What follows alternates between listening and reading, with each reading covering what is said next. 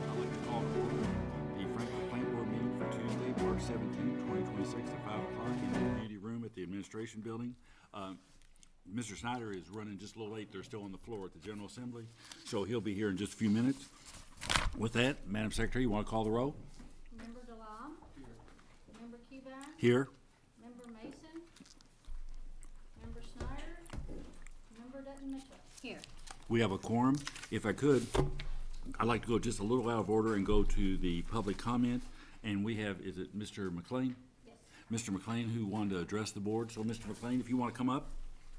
He stepped out for just a minute, I'm sorry, he'll be right back. Okay. He's coming down the hall. Okay. You want to do minutes? Oh, yeah. If we could, you have the minutes in front of you for the February 17th meeting. If everybody's had a chance to review them, do we have a motion on the minutes? So moved. We have a motion. Do we have a second? Second. We have a motion and second. All those in favor say aye. Aye. Those opposed, minutes are adopted.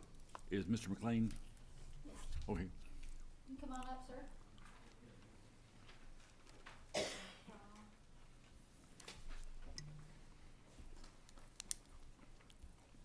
You just want to stay over Yeah. here? And there's How you doing, sir? Yeah, good evening.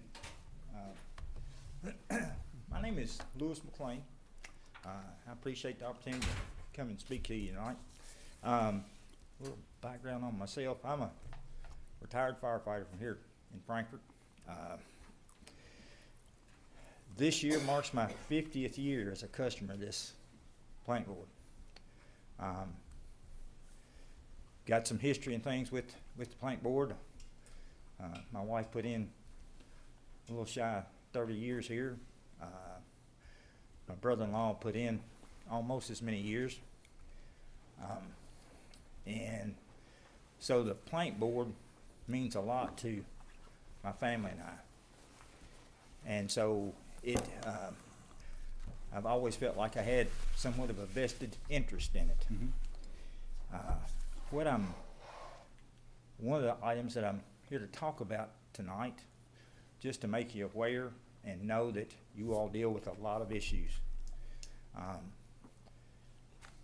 Every time that there's a problem here, your folks that are in the street and you all are taking care of business, and we appreciate that. So let me step back to the early 80s.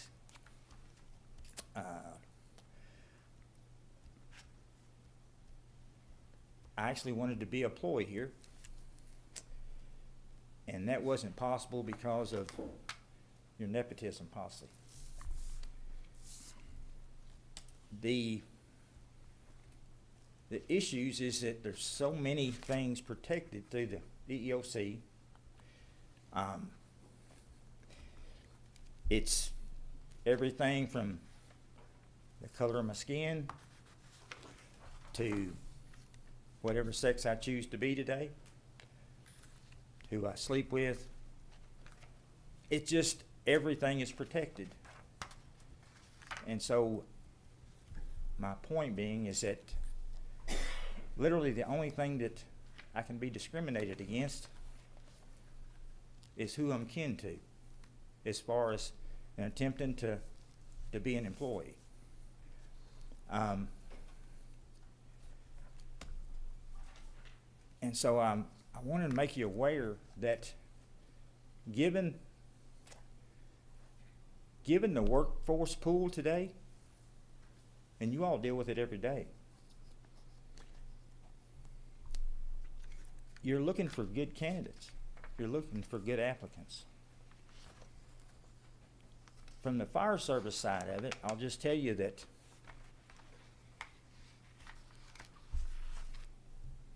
name means a lot to the fire service. Because if you've had a family member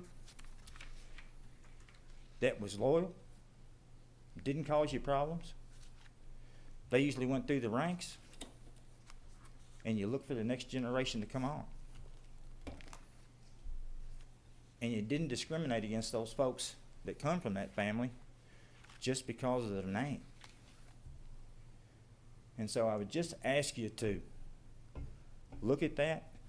Most of the time, if you've got problems with nepotism, and no disrespect to the folks that are in the room and stuff here, but it's usually because a supervisor somewhere didn't do their job. And I say that because I was a supervisor.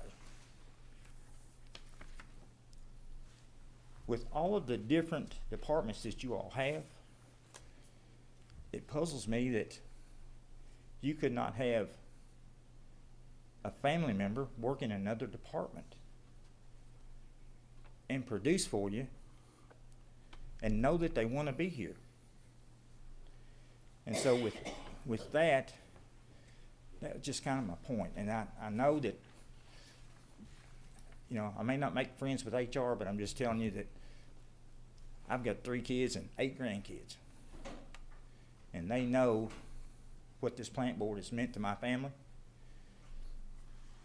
And literally because of a family member already being here, this is not on their option list. And so with that being the case, you all are losing a lot of potentially good employees just because of their last name. To the point that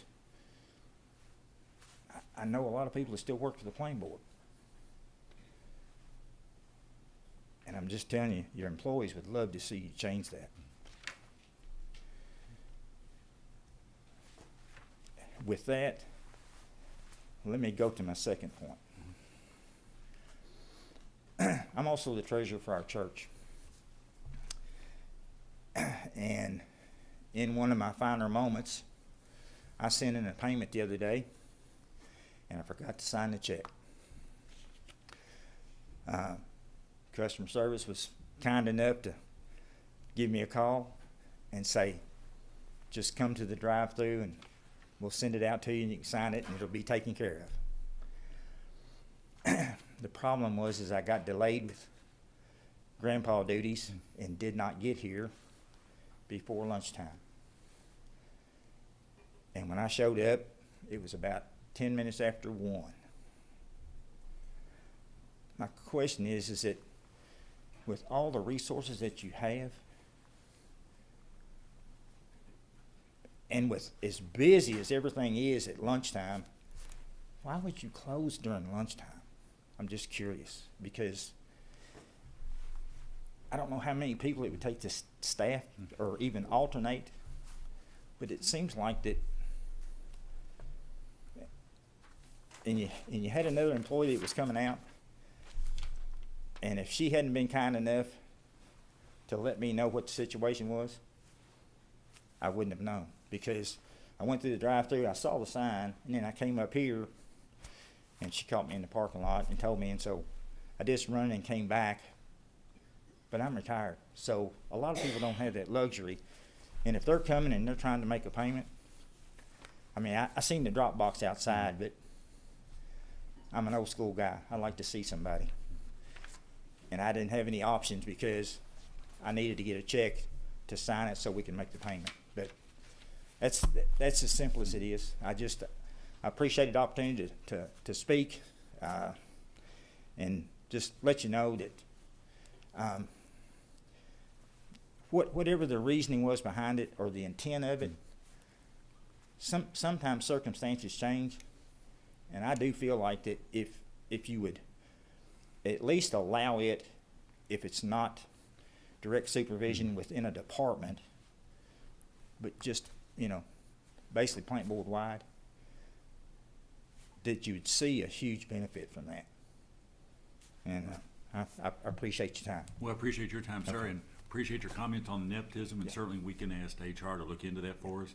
And I just want to assure you, without getting into a long discussion, the policy at lunchtime was not made just overnight, and it was looked at in terms of staffing, having full staff here during the core hours of 12 to 1. We've put in kiosk outside. We've put them here in the lobby. everything so customers could do it, but it got to the point was in order to have full staffing and for employees to even have a chance to ever go to lunch or for training or for anything else, we needed that half hour, and I think you probably know Kroger's does that on their pharmacy. For a lot of areas that are open constantly, it was one period because everybody doesn't get out of here at 1 o'clock, customers, so they stay till that's over, then they reopen promptly. So it was, and I can certainly understand, we'll certainly take your comments. It was not a decision that was reached lightly or without a lot of research and a lot of discussion.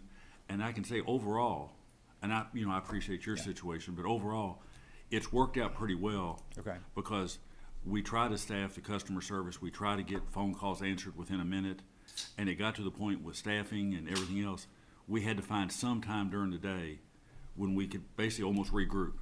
And we wanted to be open from 12 to 1, but we also, from an employee standpoint, had to say, we're at least gonna allow you to catch your breath before you start again in the afternoon. But I appreciate your comments, sir.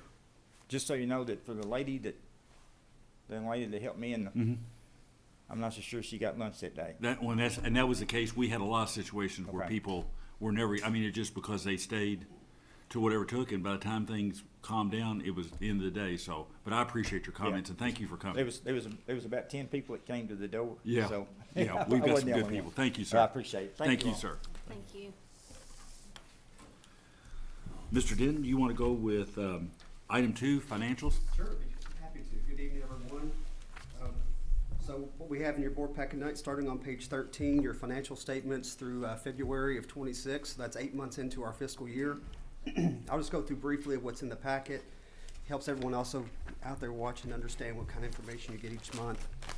So we have in here your statement of net position, cash and investment schedule, your debt schedule, your statement of revenues, expense, and change in net position for all 3 major divisions, and also your administrative departments. We have the schedule of fixed asset dispositions through February. We have a cash activity summary for all bank accounts. You can see the summary of all those accounts, and then we had check registers for your 2 most active accounts for you to look at. So a lot of information. I'll briefly go through where we are through February. It's kind of like a broken record the last month to month, not a whole lot of change, but starting on page 13, the statement of net position. This is what's looking at our assets, liabilities, and net position. Total assets, line 75 at $248 million. You notice we compare year over year. You can see the changes over a 12-month period. We're up 2.7 million in assets. That's just a little over 1%. So that's always a good thing when you're increasing on assets. Another good sign in liabilities, you can see that it's just under $94 million. That's down 8.5 million, or 8%. So when your assets are up, liabilities are down. That means an increase in net position. You can see there line 175, right at 155,000. That's up 11 million, or 7.8%. Bring your liabilities and net position to equal your total assets at $248 million. Once again, the biggest story on the net position, or you could call balance sheet, is the activity in property, plant, and equipment. The plant board is investing a lot of money back into property, plant, and equipment for electric, water, and telecommunications. What you see here is compared year to year, but if you look at where we are through 8 months, the plant board's invested $11.6 million just in 8 months back into the plant. So that is a big number. Everything else, let's look just briefly at the financial performance for the first 8 months. So I'm looking over here at your page 18, statement of revenues, expenses, and change in net position. Looking at year to year, budget to actual, that's the columns 3 and 4. You'll notice the net effect of that, the very bottom, change in net position, we're better than expected, better than budget, so we are within budget parameters. When you look at the year to year comparison, how are you comparing to where you were a year ago? That's the 3rd and the 7th column. You'll notice when we look at total operating revenue that we're about 1% increase. When you add the total revenue, that's operating and other, you can notice that we're almost flat compared year over year, up just 2.24%. Expenses, when you look at general admin and operating, we're up $2 million, or that's 3% increase in assets, or I should say expenses year over year. And when you look at what's driving that, most of that, over 60% of that is increase in power cost, increase in health insurance, and then increase in depreciation, which is fueled by our capital investment. So that's the main 3 drivers of that change. But we're marching towards the end of another fiscal year. I'll be glad to answer any questions you may have. Anybody have any questions for David? How big were and maybe ask you or April, how bad was it coming out of that January in terms of bills and? Bills, of course, we're a winter peaker and everyone's bills are higher. Yeah. But, you know, when you look at, one of the things we'll look at is the amount of past due bills that roll month to month, and we're within historical limits. So Okay. it's pretty much every year is looking about the same as far as what we're rolling month to month. So I know it's still hard for people to pay, and you know, the rates month to month don't change, so it's your usage that did change. So anytime you have those cold winter days below freezing, it's definitely rough on the bills. Yeah. So.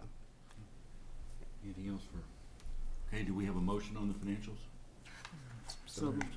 Do you have a second? Second. We have a motion second. All those in favor say aye. Aye. Those opposed? Financials are adopted. Gary, is Travis gonna take us through? Mr. McClure? Yep, you had to. Kathy, if you're ready to kick us off with public information.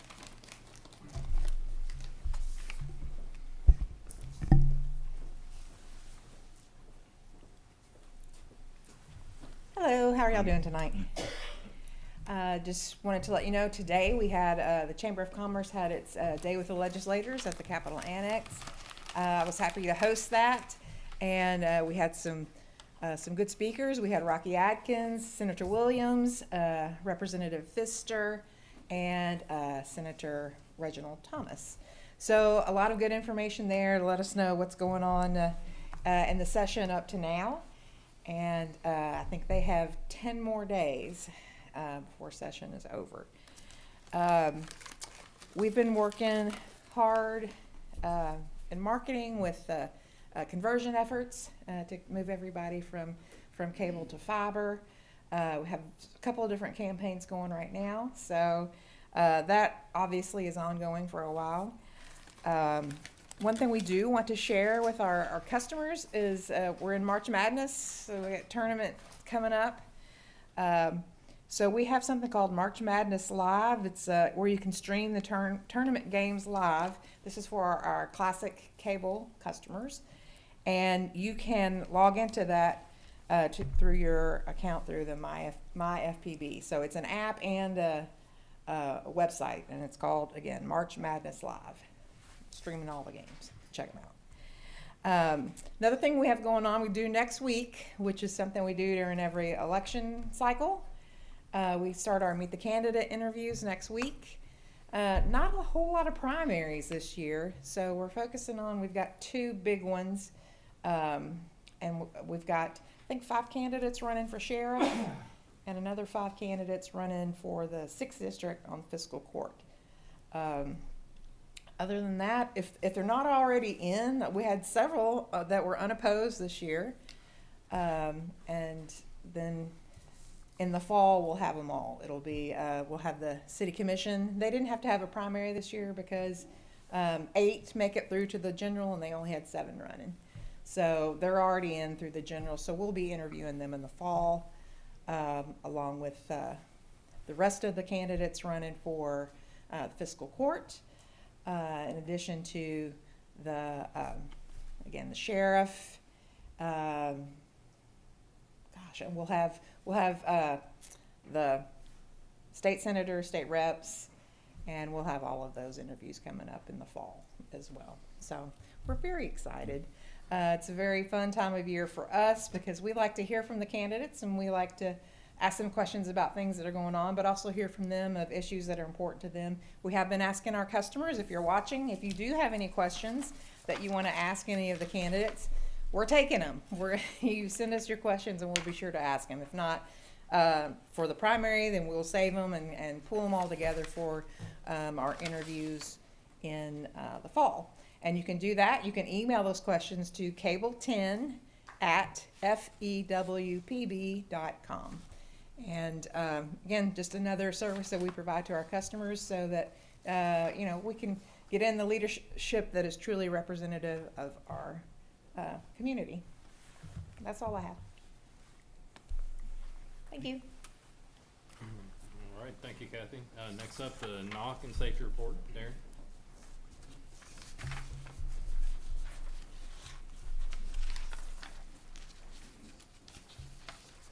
Good evening. For the month of February, the NOC entered 628 trouble calls and handled 2,683 phone calls. On the locate side of the house for February, 614 locates. For the fiscal year, that's 5,193 locates total we've done. And then on the safety side, in February, we had 2 workplace injuries, no vehicle accidents, 2 damage investigations, and Were the just a very workplace, were the injuries serious or? no, Okay. no, it was just property. Actually, it was both. I believe both of them were winter related. Mhm. Maybe a line break causing a flooded house, and a lady had maybe some power surge issues. So Okay. nothing. Okay. Just routine stuff. Nothing major. So February, that was it. Unless you have any questions. No. Thank you. All right, thanks, Darren. Next up is the customer service report, April. Good evening. You can find the customer service reports on page 93 through 96. So there on page 93 is that customer service overview. Last month, we assisted roughly 7,000 customers. 4,500 of those were calls and about 1,400 in the office with the CSRs. And then we had 1,300 cashier transactions and then 68 online portal applications for new customers. Our wait times were really good. Tier 1, we were at 1 minute and 22 seconds. Tier 2, 1 minute and 9 seconds. And then Tier 3 always trends to be higher because we have less resources there, less CSR3s, and then the time that they have to handle those calls are a little bit longer. So that one was about 2.5 minutes. But if you take out those peak days, which again are those non-pay days and the day before non-pay, we were under 1 minute in both Tier 1 and 2, and then just slightly over 1 minute in Tier 3. We're holding steady at about 600 transactions through the kiosks, so about 1/3 of what comes through the drive-through. And then we had 15 positive Google reviews and 1 negative. So we're still sitting at a 3.5 Google rating, which, you know, I'm always real proud of. So if you have any questions, I'd be happy to answer them. All right, thank you all. Was there anything else, I assume Mr. McLean's probably left. Was there anything else you wanted to add to my explanation for the public, since we're, you know, is being televised, on why we went with the So the 1 close o'clock, time? like you said, we did a lot of research on that, and what we found was that 1 o'clock we tend to have less customers during that time. And so what was happening is we were trying to get through. So our lunchtime, because we're open from 7:45 to 4:45, that's a 9-hour day. So we're required to give or pay overtime, but we're required to give our employees at least a 30-minute lunch. But we typically take an hour lunch because we need that time to kind of separate ourselves in the busyness of the day.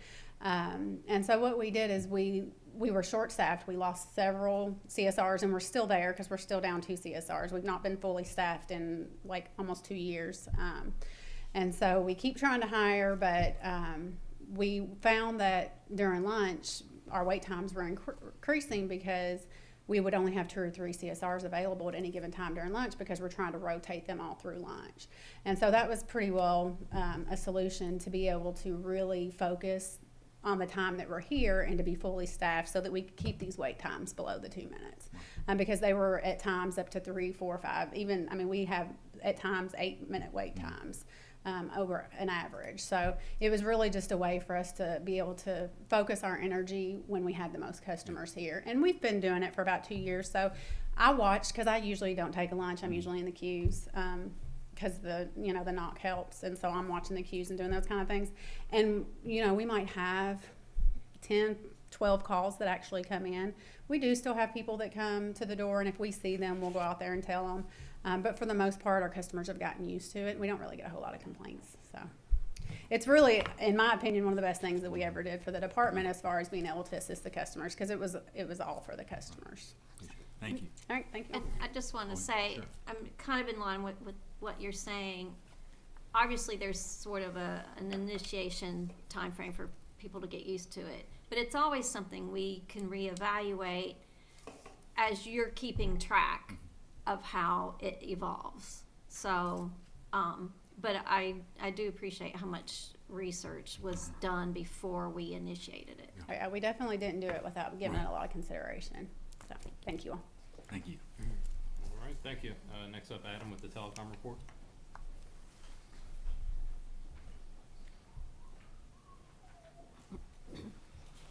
Hello, the telecom report starts on page 97 with the customer number breakdown. Still migrating customers over from HFC to Nextband, averaging 80 a week installs, so numbers been pretty steady the last couple of months. Outages for the month, we had 2 outages, both of them were power supply, nothing major. Trouble calls, we hit 181, which is the lowest I've seen in years. So that is a good sign that, you know, we're taking care of the customers. Moving over to the new system is really paying off. So that's always good news, I think. Of course, the overbill's pretty much done, and we're in the process of migrating over. The next big, you know, thing we got going on is the grants. Several areas are done. We're starting to market and get those people online. We have placed fiber in all the grant areas except for one. And one little small area, that's 7 houses. So that's our primary focus is it's the Western Franklin County. It's one of the largest ones, but I still think we can get it done and get everything wrapped up this year. So be happy to answer any questions. Questions? Is that wood you're knocking on because you know we come in the spring? And I'll find some. people are aerating the yards and the fiber going through the yard and digging for gardens. And We're trying to put those a lot deeper. okay, You planning on some landscaping? He done did. no more. Not anymore. Call before you dig. It'll be pretty embarrassing, buddy. All right, thank you, Adam. Next up is the electric report. Scott? Good evening. Electric report starts on page 101 with the SAIDI report. Yes, our SAIDI report is 88.02377. When you get to page 100, there's your pie chart that has all the different types of percentages of outages, and below it has the actual counts. We had a total customer count of 855 with the average minute of 61.07. So 14 outages total. And page 103 and 104 show your top 10 outages for the month of February. And just a little touch from Sunday night's windstorm, well, not windstorm, but storm. We had a few outages, just one good sized outage over in Indian Hills, about an hour and 15, hour and 20 minutes, and then had 2 small outages. So we got by really lucky, and we're happy with that. I slept right through it, buddy. Well, I tried to. Be happy to answer any questions. Thank you.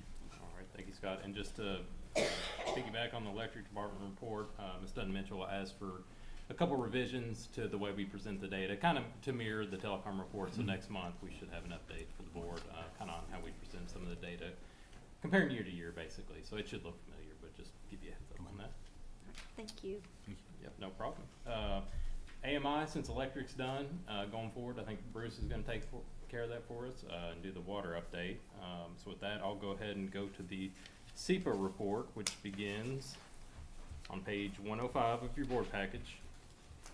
We do this by calendar year, of course, so we'll start off with the month of January. Our SEPA bill was $86,534. Our net payment for SEPA was $660,230, which is great. Probably one of the best months we've ever had. For a profit to the board of $573,696.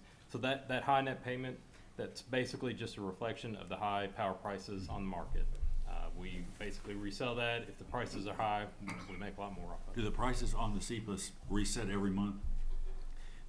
Partially, yes. So just like our cost has a capacity component, there is a capacity component of our credits, which stays pretty steady. It's based on how much SEPA we have, but the energy portion can go way up or way down based on market. Yep. Yep. So that brings us, of course, through the year, being 1 month, net benefit to the board of $573,696. I'll be happy to answer any SEPA questions. The only question there is Mr. Denton happy? I'll take more months like that for sure. And for KYMEA, the next meeting will be on the 26th Gary, correct me if I'm wrong, I think it's the same time, but they have a change of venue. The Madisonville Electric Department has a new facility they're opening, so they were gonna kinda hold a joint meeting to celebrate that opening. Gary, anything additional we need to add on? Yeah, the QME staff still recommend the rate increase is less than 5%, like 4.9. But I think QM board didn't make a decision yet until either this month or next month. When was the last time we had a rate increase? Yeah, so, Actually, I'm not sure formally has, except after pandemic, they actually moved a temporary fuel cost charge from 30 to 35. I mean, we've So- held the line for a Yeah. number of years now, I mean, and, you know, I know LG and EKU just got theirs approved, a lot of others, but I mean, Yes, our rates have stayed consistent for a number of years now. correct.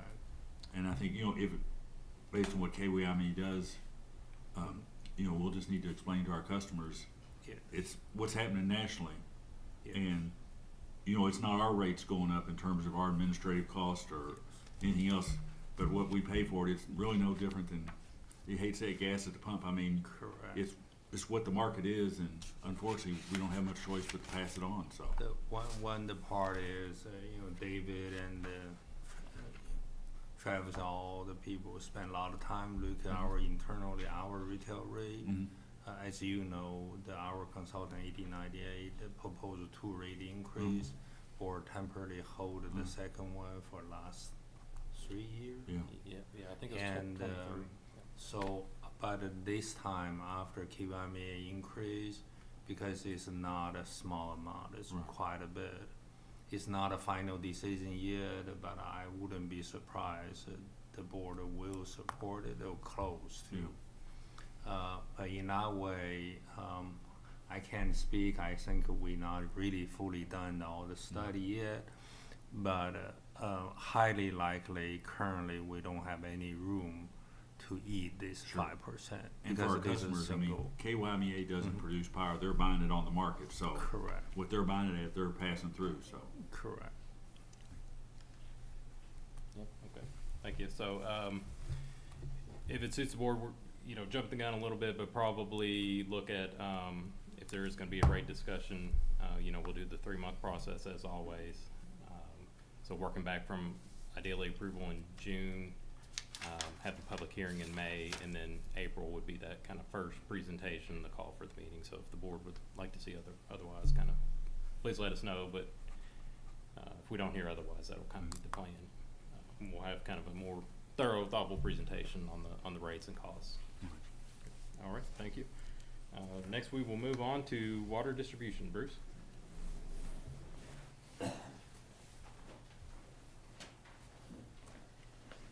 Good evening. Starting on page 109 in your board packet, you will see for the month of February, we had 3 new water services put in. Page 110, 6 reported water main breaks. Page 111 details the 5 outages in order to fix the main breaks. Brings our total for January and February to 15 leaks.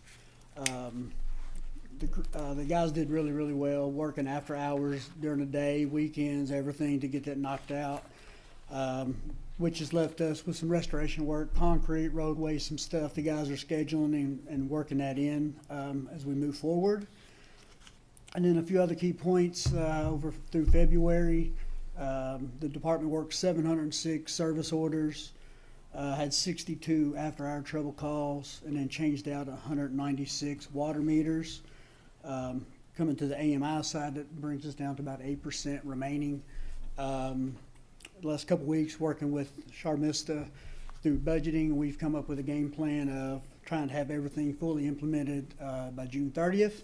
Therefore, we won't have to roll anything forward into July is the game plan, but of course, you know, weather and other things do play a factor with that, but we have come up with a game plan. We'll try to move forward, so.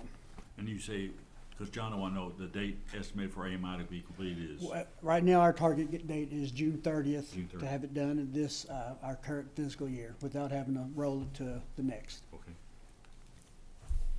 Anybody ask any questions? If not, thank y'all. Before the next one comes up, I just wanted to add one more time, just for the public watching on the rate increase, just so people know, we pay every month for the energy we distribute here in Frankfurt. And we write a check, David, for what, probably 5 million plus a month on average, about 60 million a year. Right. And so we get a bill, we buy the power through KYMEA, through multiple sources.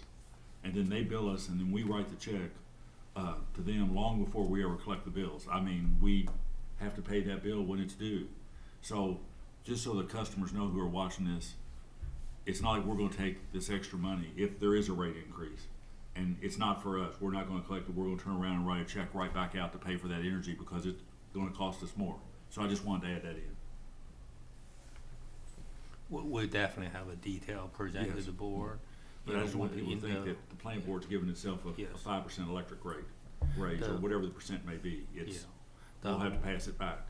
Very high level, you know, if based on the second proposal, which is 3 years ago, the 1898 proposal, that you know, increase the revenue we got it is almost same with the KYMEA increase. Right. This on the table proposed turn.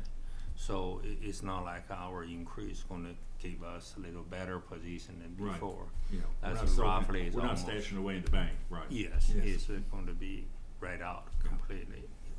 Yes. Sorry, Travis. Okay, yeah, yeah, no problem. Next up, Brandon, water treatment plant.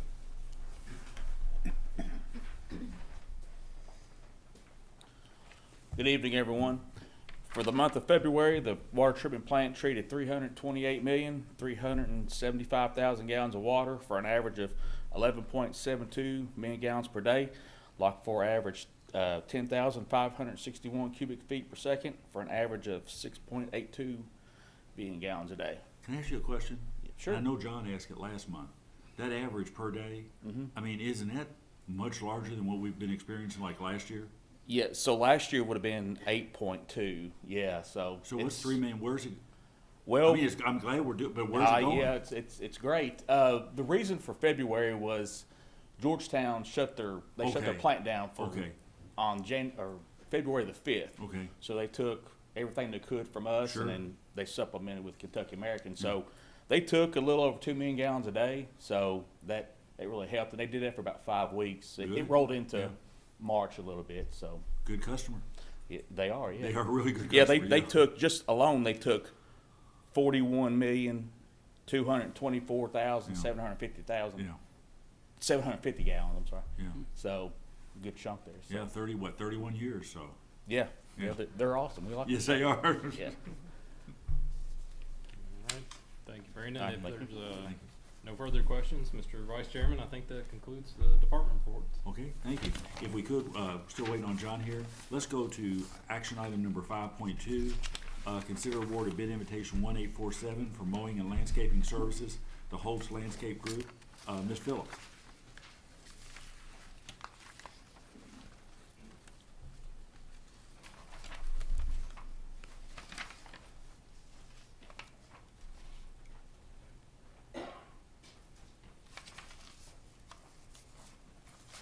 Good evening. Bid 1847 was issued for mowing and landscape services due to our contract that we had for the last couple of years expiring. The invitation was sent to 6 vendors and 3 responses were received. The pricing is based on per service and rather than a full or our total contract amount. So services needed may increase or decrease depending on weather conditions. Staff recommends awarding to Holtz Landscape Group as they're the lowest bid meeting specifications. The pricing is approximately 3 to 4% more than our current contract. And the estimated total for 1 mowing season and 2 landscape services per location is $83,505. And references have been checked and all were favorable. And also, Mr. Snyder had asked for some information. Okay. In the current fiscal year, we've spent $66,240 in lawn and landscape maintenance. I guess it depends a lot just on the weather, how much rain and how often. I mean, is it as needed or? As needed. Okay. The pricing The total amount on the tab sheet and the 88, or the 83,000, we based that on 28 mowings and 2 landscape maintenance services per location. And that's so we can compare apples to apples Mhm. through the bids. Okay. Any other questions for Leanne? Do we have a motion? So moved. Do we have a second? Second.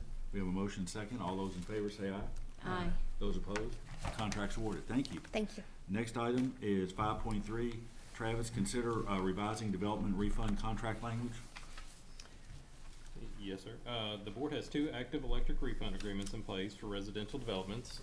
One of those has progressed to the point where the developer has completed the homes and is seeking the reimbursement under the policy. During that process, the developer reached out, and expressed some concerns about the contract language, which currently requires them to provide us with a certificate of occupancy before any refunds are issued.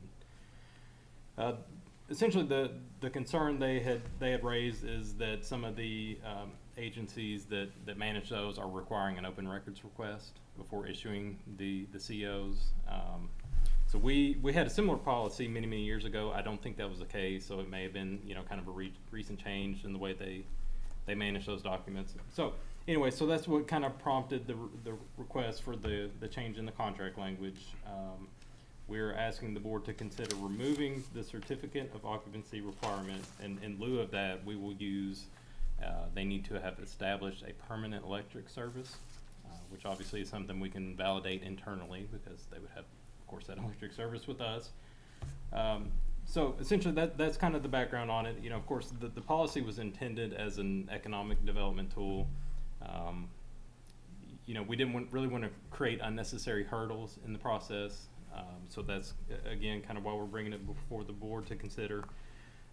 With the permanent electric service provision, while it's not as thorough as a certificate of occupancy, you know, the developer will have to have had a final electric inspection. So I think there are some protective measures in place for the board that, you know, we'll have some level of confidence that there is going to be a customer living there using electricity. Because that was the problem.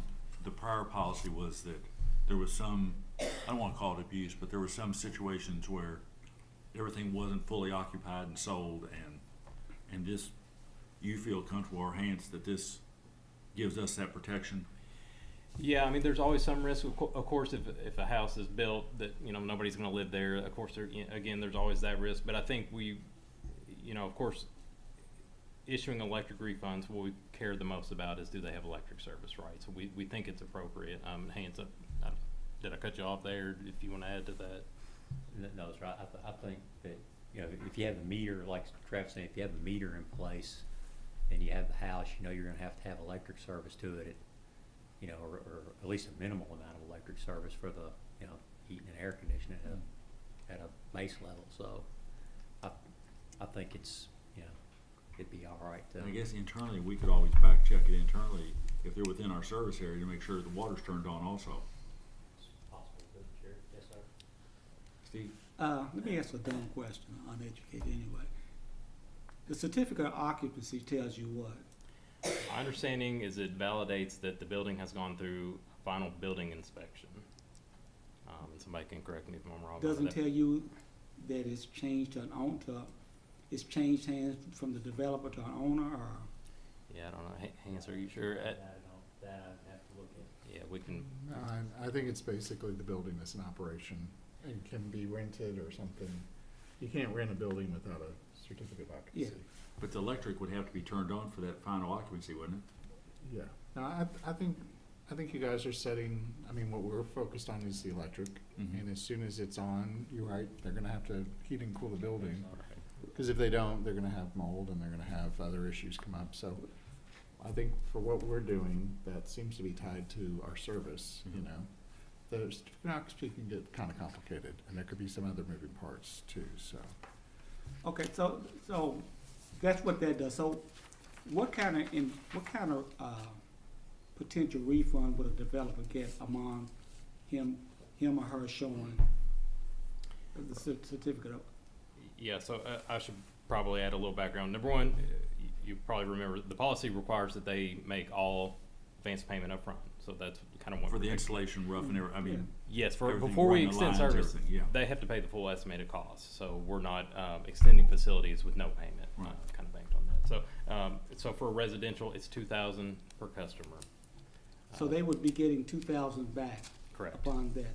Yes, and not to exceed their amount paid, right? So there's no profit incentive. And here. while that house has not been turned over, I mean, the developer still has it, are they paying utilities on that vacant house? Yes, in most cases, because of course they're going to want air conditioning or heat if it's in the winter, or lighting. So The question I have is, would it be financially advantageous for them to, you know, if the house has been sitting, nobody's got it, get a certificate of occupancy or whatever, the electric, and now they're only paying maybe $100 a month for a vacant house, $150, when they were already paying some utilities there, plus not having their money. yeah, I mean, I guess potentially that could happen. I guess I would fall back on, you know, I think their motive is always going to be to sell the house, right? Oh, yeah, yeah. So, you know, again, it'd be an economic development policy. We just kind of wanted to remove an obstacle. Sure. But of course, you know, if the board has concerns about it, we can Let me ask this, reevaluate. if a developer, you know, we get the money up front, we put in the utilities, everything's there, and the whole idea of this was some developers came to us and said that was possibly based on what some other neighboring communities were doing in border counties, that was deterrent to building new subdivisions in Frankfort and Franklin County. Right. So the idea is to say, we still want you to put it all up front, and then if you build it and people buy the homes and it's occupied and they become a customer, then we're willing to refund part of that cost back to you that you put up front, because at that point we've got an ongoing revenue stream. Right. So if they come to us and say, this subdivision's however many homes, we built it, it's occupied, people are living there, we'd like to apply for it. If we would ever find out, and I'm not expecting it, but if we'd ever find out that that was misrepresented to us, we could always go back on that, right? It's misrepresentation. Yeah, so I mean, we've got the safeguard that if for whatever reason it doesn't, something bad goes wrong, something comes off the rails, we've got a recourse if we had to, and I don't expect that to happen, because I think, you know, Travis and everybody that put it together, you and Gary and Nat, thought it through and addressed a lot of the issues that had occurred before. But I mean, there's always that safeguard that if they apply for it, the refund, and it's not what they say it is, then we've got a recourse, right?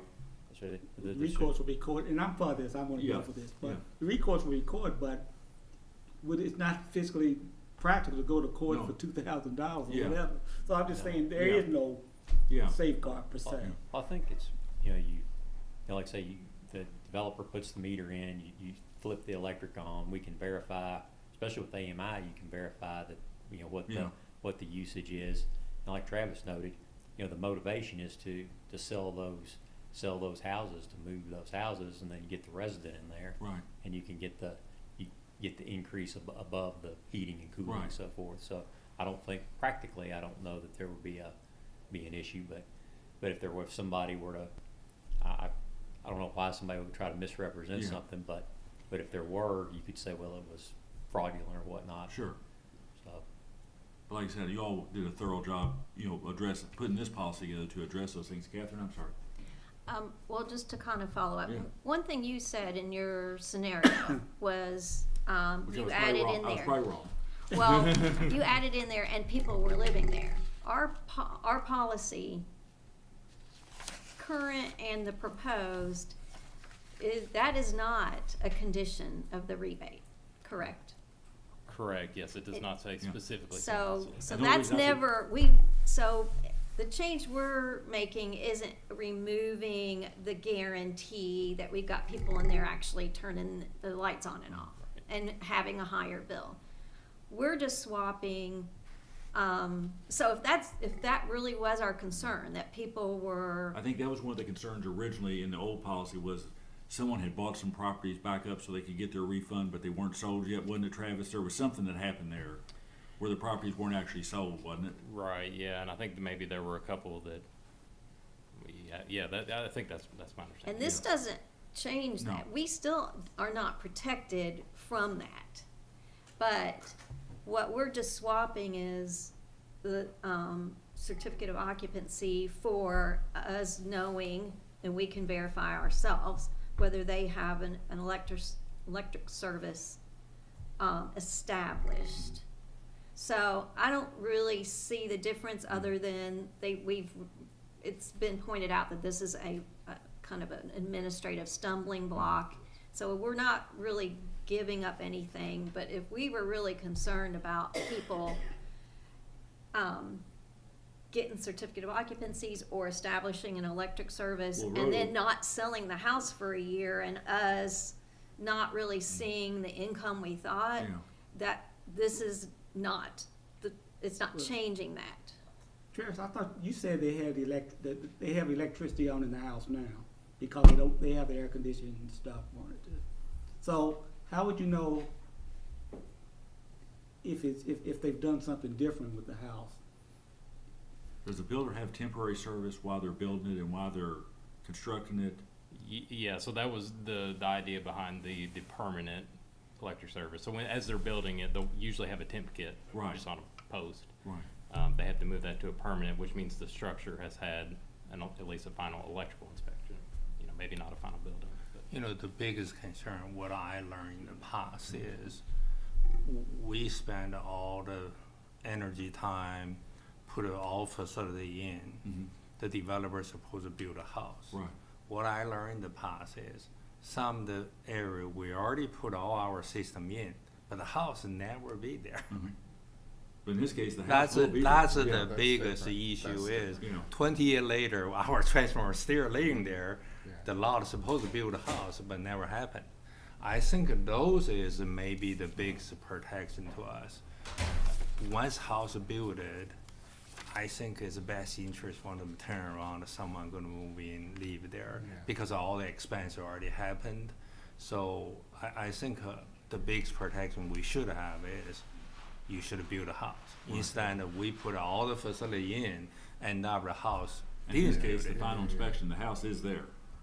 Yeah. Yes. Well, and practically, you know, you build a $300,000 spec house, and then you're paying utilities on top of it. You're not going to go, "Wah, ha, ha, I got my $2,000. Well, good." Like, you've got a bigger incentive to move that house. So, I really like how we've cleaned this up. I think it also puts it in our administratively. We can see by our rules when they've met the threshold, rather than us trying to like follow up the county or double check, or they're handing us something and we're like, this doesn't look right, and we're having to like do extra work to verify they met that occupancy with like the county or the city. So I like that it's just in our purview, and we can basically go, yep, it's connected, it's on, we know it's working. I like that, it's clean. One other thing I should probably note, the certificate of occupancy requirement is in the tariff. So we would have to go through the public hearing process. So just maybe, I don't know if that alleviates any concerns, but there is time for more research and more discussion before the public hearing. If the board has specific concerns, that we can try and track down. And my biggest take is from economic development point of view, which this is an instrument. I mean, the mayor and the city and the county, we all know that we need 5,000 doors like yesterday, you know, because we're becoming bedroom communities, Lexington and Louisville. You know, we watched Georgetown explode and Lawrenceburg even's growing. So we need to, anything we can do to assist people and developers to develop here, I think we need to support. So, and David, that gets to our bottom line, right? We want to grow our business. So, any other questions, Ned, on 5.3? No. Do we have a motion? So moved. Do we have a second? Second. We have a motion second. All those in favor say aye. Aye. Those opposed? And I'll turn it over to Mr. Snyder. Thank you, Mr. Vice Chair. I appreciate you helping out very much. Like I was telling Darren when he tapped his watch on the way in, my real boss had something they needed me for. So thank you guys for holding the fort down. If it's okay, you all want to move back. Let's move back to item 5.1. Consider approving employee internet service benefit policy. Michelle, did you want to?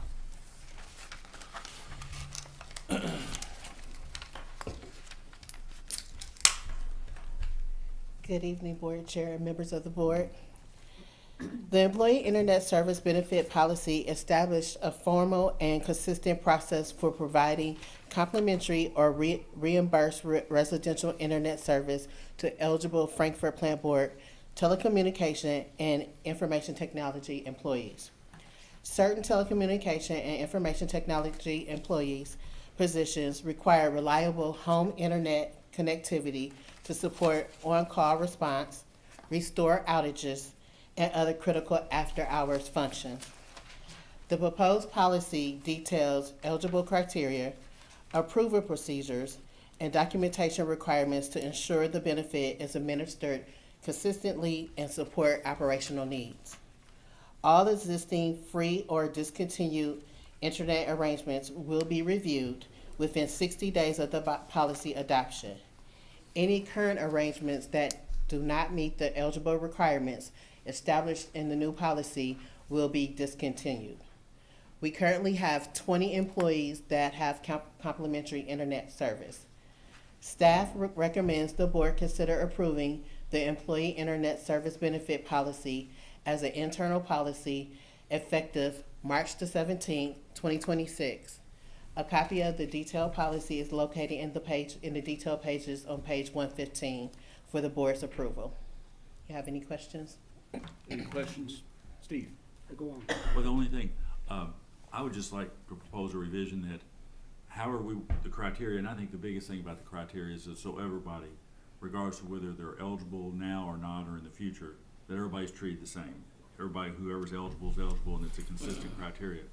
I would just like to see, just like we have on take-home cars or anything else, the final sign-off would be with the general manager, or if Gary wanted to delegate it to one of the assistant GMs, but that one person consistently is doing it across all departments, Okay. so that we have that consistency. That was the only thing I thought is just to add that consistency. Okay, yes, sir.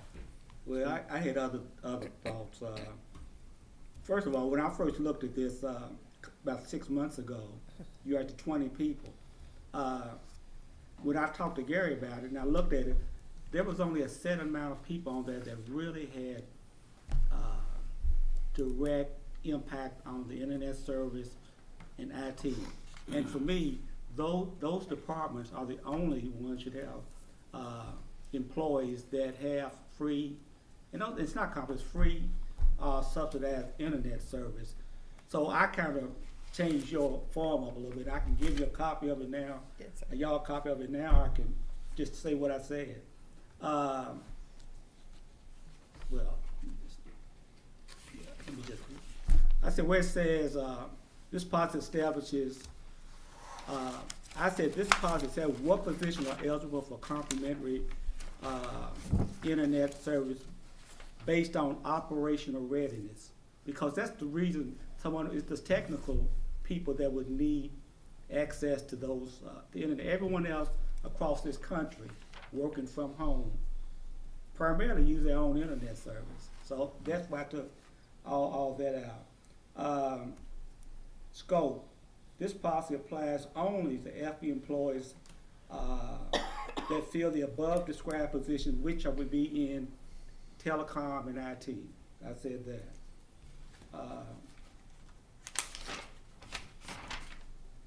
I struck out category 3 because category 3 is implying that everybody in the every employee in the FPB has the opportunity to get free access.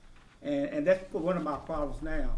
Those other people that have free internet here at the plant board, what's the difference in those people and the linemen out there in the field, or the administrative staff here that could be doing the same thing, but they don't have free internet service. So why? So I can't distinguish them. That's why I take that out. In the workflow, again, I just changed it to in the areas where the above described positions reside. So again, I'm still narrowing it to telecom and to IT.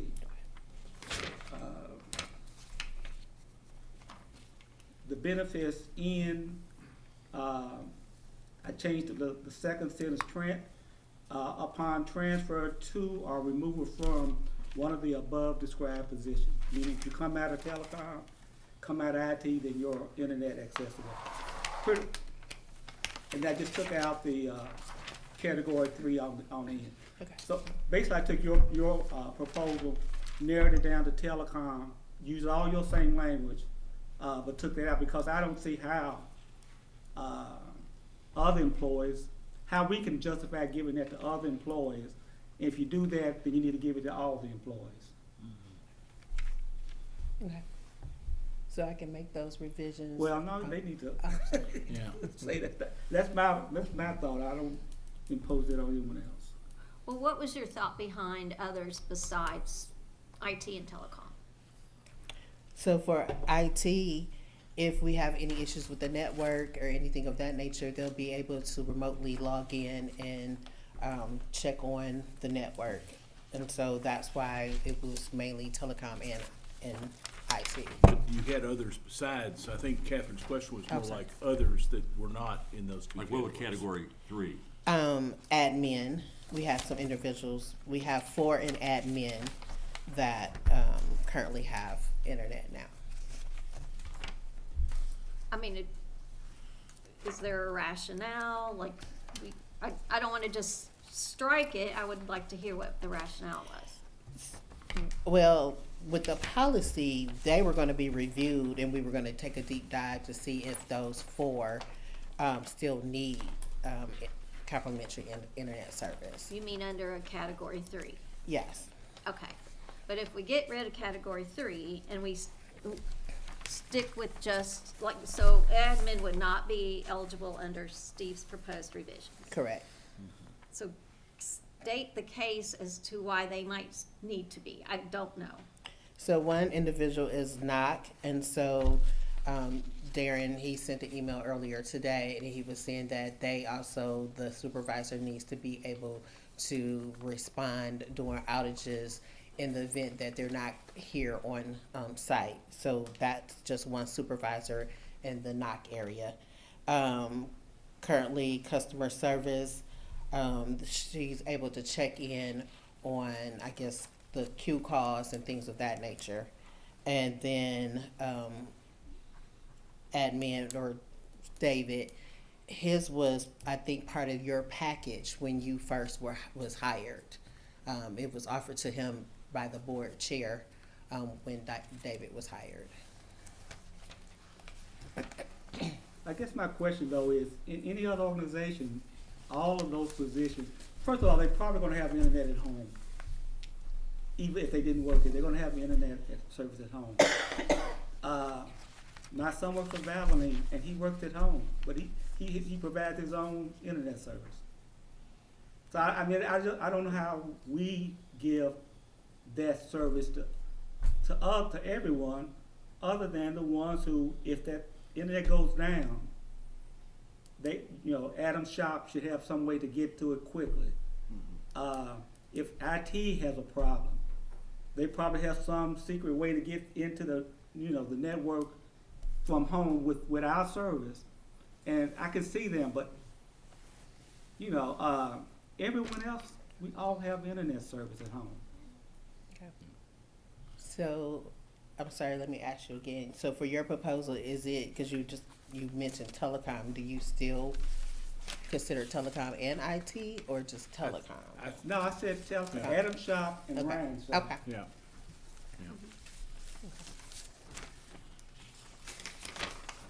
Yeah, I could go with a quote, category 3, but there would have to be a definition of what you call the operational readiness. And again, I go back to, it would fall into Gary's lap to make that call. Okay. I think, because if we do anything other than a very strict definition, we've got to have a consistent policy applied across the board. Whether it goes up or down, or whatever it may be, it's got to be a very strict application of it. And so that's why, Steve used the definition on the operational readiness. If we want to define that and say, if this criteria is met, and I'm just throwing this out, then, if Gary reviewed it and said, this is consistent with why we're doing IT or whatever, or telecom, but if it doesn't meet that, then I'm just throwing that out.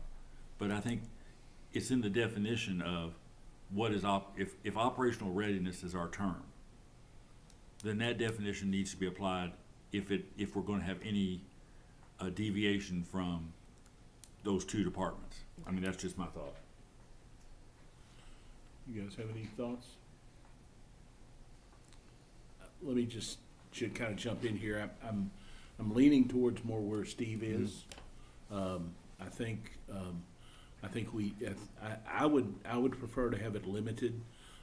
This is something that, you know, I think it's just kind of grown up and we haven't known a whole lot about it. You know, I do, the question that kind of raised as I was looking at this, when we had employees working from home during COVID, did we pay for their internet access during that time? Or, you know, when I worked at LRC, when we work from home and anytime we're able to work from home, you know, we have to pay for our own internet access. So did we pay for, like, the customer service representatives? Did we pay for their internet access, or did they have to use their home internet access? Not that I'm aware of. I believe they had to use their own internet service. I just think that, you know, if that were the case, and, you know, I can't think of anything that deals with operational readiness more than making sure we've got people to assist our customers. And, you know, if they don't get it, if they didn't get it during that time, you know, I don't see why we're handing it out, why we would be handing it out now for the sake of operational readiness. And I really don't know how often, you know, those other, you know, we have an idea of how often those other folks have actually used their internet to get on or to do things with FPB. I'm more leaning toward what Steve does, and I think we're at the point now where I don't think we'll be able to adopt anything tonight, because we're going to need to hash out some of the specifics. I don't know if anybody else has any thoughts about this or not. Catherine? Steve, in your proposal, do you define operational readiness? I just He took takes that, it I out. just took Michelle's proposal and marked out words. I was assuming operational readiness was making sure that the system worked. Yeah. That the place worked. Yeah. The technology, the Technical telecom and the Technology, IT right. work. Yes, yes. Gotcha. You know, the only other place I could see would be maybe someone in electrical that has to deal with the system, you know, or maybe in water that has to deal with the system. Is our water self-contained? You can't get online to our water system, can you, or can you? A water treatment plant is walled off, but the distribution is not, so they can Distribution's access it not, through their okay. phones. Treatment, okay. Yeah. In other words, the technical reason for Right. having it as opposed to administrative reasons. So, with the boards, if anybody doesn't have any more comments, what I'd like to do is Steve, I'm gonna have you work with Michelle, if you don't mind, try to put together something. I think if the members would kinda let Steve know, you know, kinda where they are on it, you know, what kind of things they wanna do, but is there are we okay going forward with more of an idea of IT and telecom only? Or do we want to look into the operational readiness part more with other things in admin? I mean, Steve and I think are both of a mind to limit it only to IT and I'm basically fine with that. If we're gonna allow for a quote category 3, we've gotta define the operational readiness. If not, I think what Steve's drafted and put a lot of time in here does what we need to do. Okay. My only question, I guess, I mean, I guess I have a lot of thoughts, but I'm glad we're postponing it to think on it a little bit more, but what if we have one of these operational readiness people who don't live our district, like they're in KU or they're outside of our, do we pay for their, do we give them a credit? We give them a stipend is my understanding, correct? Okay. Actually pay the bill. Currently reimburse them today. Reimburse them? Yeah, Okay. so there's a formal process for everyone that gets it, that's an FPB customer. It's on the bill, it's very transparent, Okay. it's on the bill. For those outside the system, outside of FPB's ISP network, then they provide the documentation of the actual bill that they receive, and the FPB reimburses them in a check, the treasurer signs the check. And this policy would be that we'd reimburse up to the level what our lowest service level, is that correct, Steve? Yes. As That's written, what it said. That's as what- written today. And that's what we already do, correct? No. No, we pay for We pay for, whatever the cost is on the Yes. out of service, on the Yes. out of network, okay.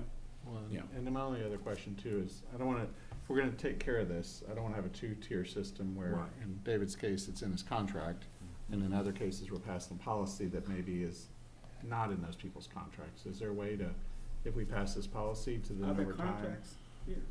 migrate it into the contracts to the position, so in future, it'll be like David's? Well, David, you're not under a contract, are you? No, Oh, and this was Okay. Sorry, at the I was time just- of hire. When he was acting It's GM. really not worth Okay. Right. all the attention, to be honest. Okay, cool. I just want to make Right. sure if we're gonna do this once, I just want it to be Yeah, the only clean. person here is that operates under contracts, Gary. Yes. Everybody else, Okay. everybody else is a line, is a salary, as an employee, so. Okay, okay. So, yeah, so do we wanna take some time to look this over and kind of examine it a little bit more? Or do you all feel comfortable looking at what Steve's done and going along with, I'm okay going along with what Steve's done. I don't know where anybody else is. I think, Steve, you've taken some time to look at this. You've, I think, done a good job thinking it through. Whatever I'd be willing to pleasure of vote the on it board is. today. Okay. Catherine, are you okay with that? You wanna hold off? I'm okay with it. I mean, if Nichelle was speaking up, or Gary was speaking up, but I don't hear anybody speaking up. Right, So and that's what I literally would rely on. right. Gary, do you have any concerns of us going ahead and moving forward as Steve's outlined it? I understand the board intend to be fairness and then also help internet customer directly, which is kind of scope limit. I do have a long story to say, not necessarily meet today's category either.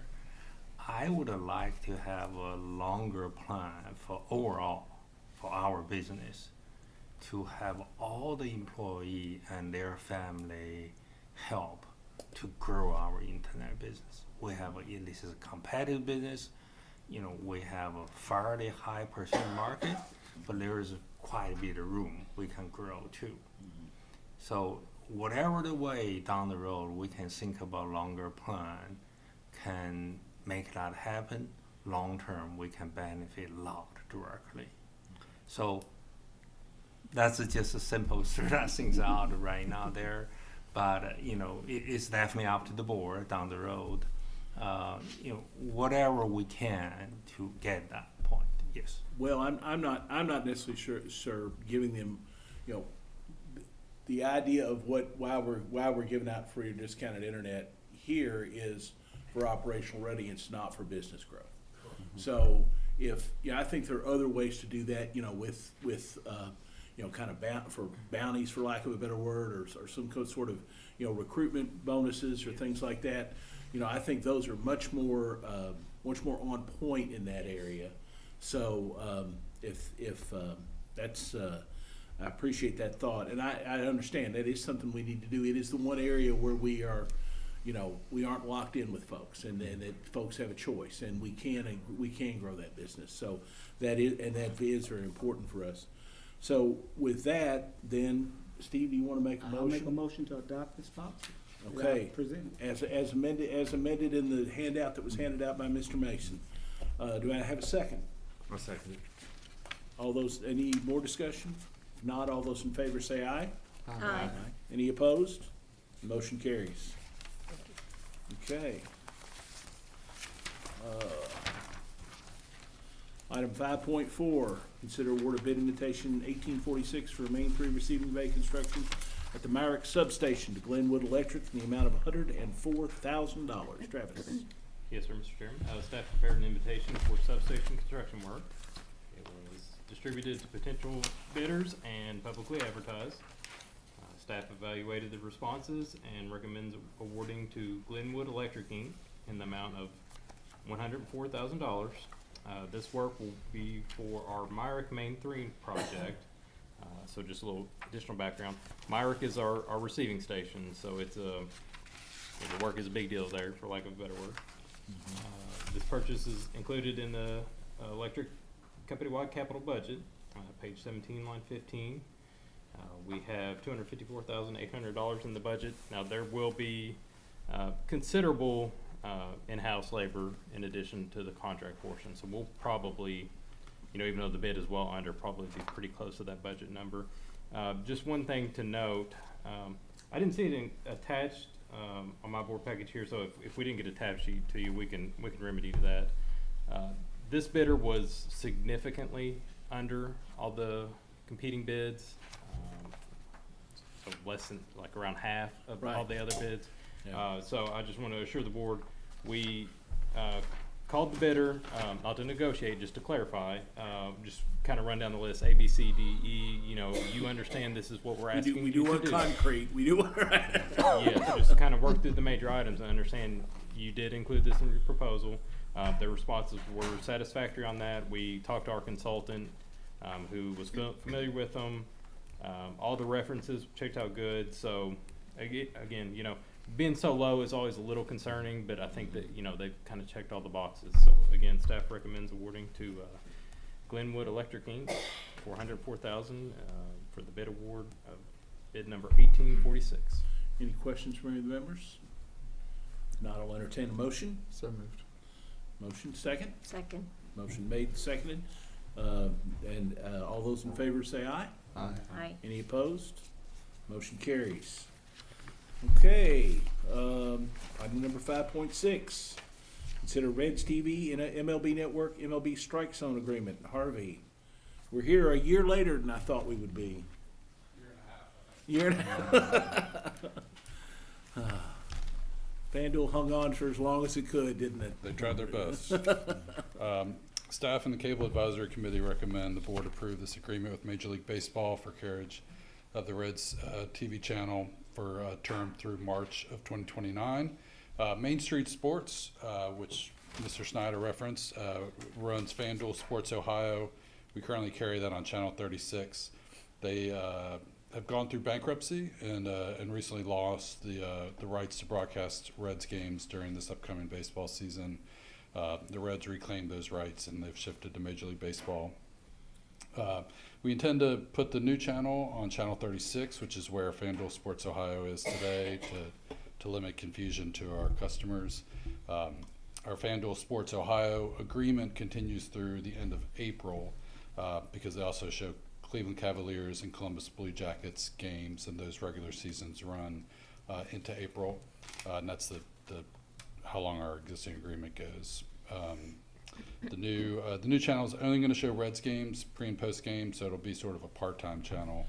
They also, Major League Baseball also asked that our Major League or MLB Network and MLB Strike Zone agreements get extended to be coterminous with this agreement because carriage of those channels are required to carry this new Reds channel. So I think I covered all the bases. I'm happy to answer any questions if you guys And have that any. term, and this channel with the Reds will run for 3 years? Yes.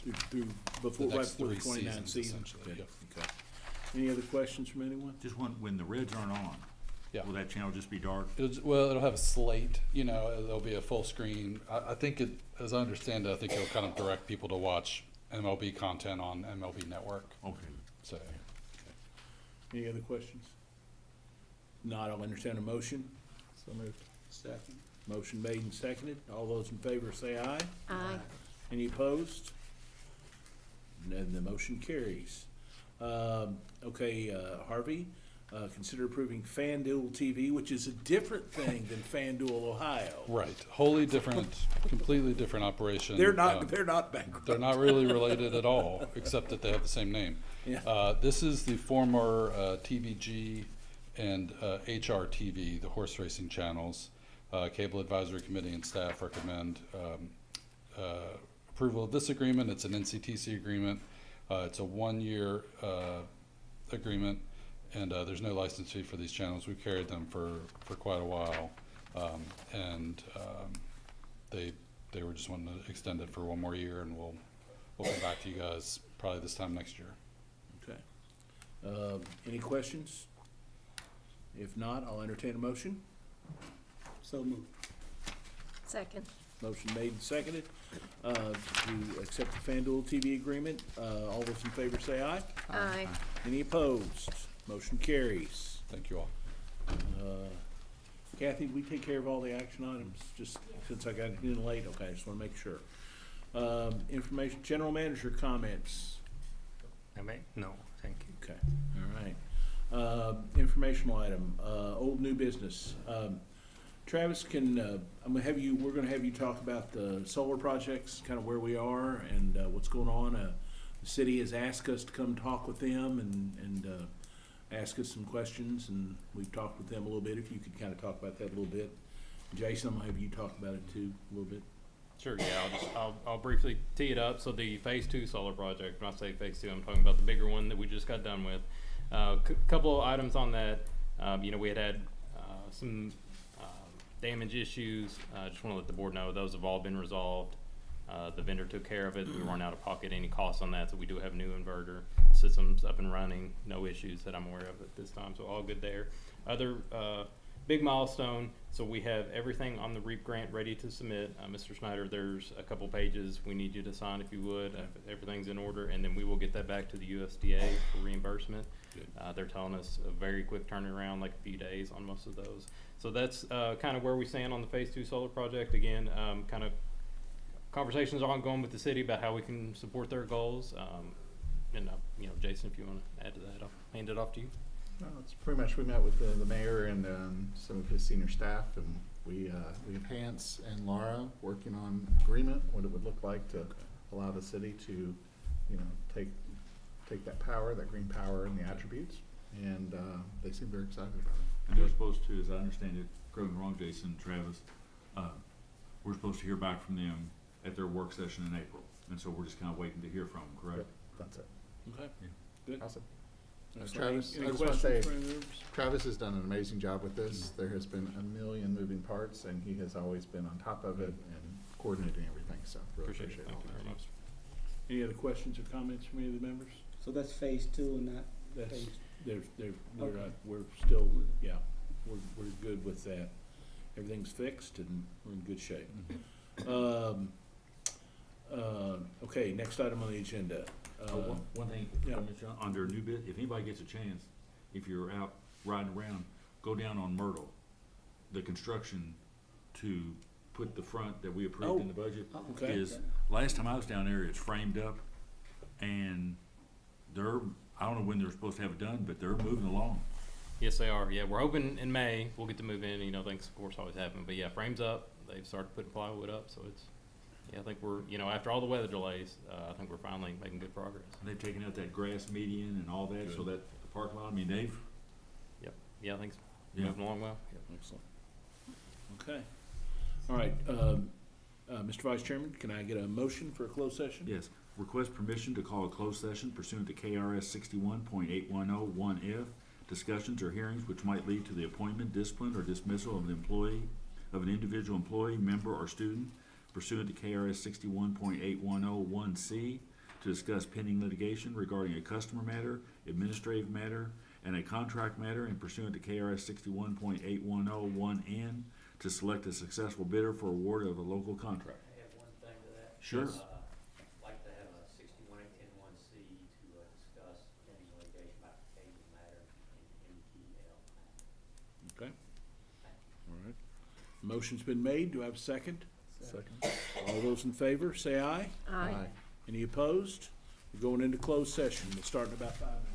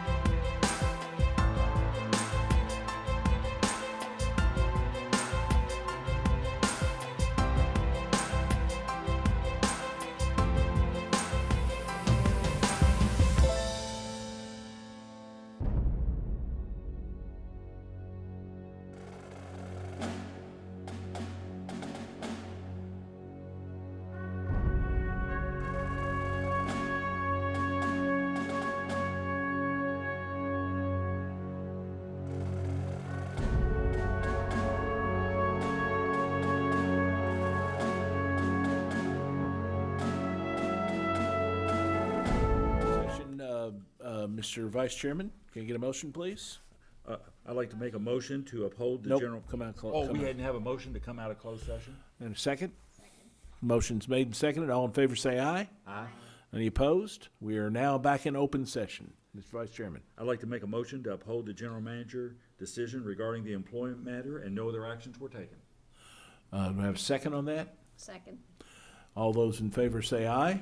Aye. Any opposed? Motion carries. I'll now entertain a motion for adjournment. I move we adjourn. Second. Any opposed? We're adjourned.